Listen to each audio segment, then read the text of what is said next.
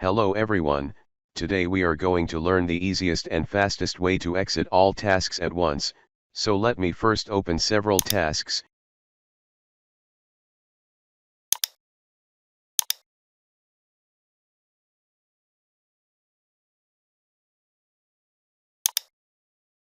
Usually we minimize every task, but what if you wanted to exit all of them at once?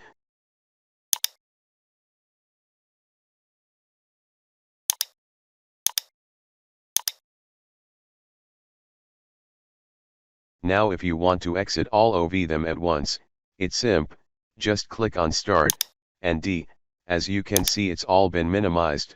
To immediately get them back, re-click Start and D again, try it many times. Or also you can click in this top right corner button.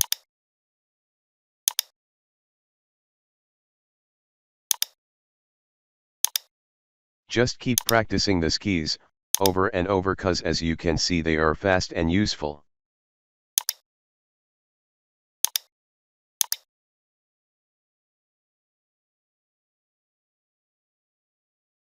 Click again to get them back. So thanks for watching and make sure you subscribe.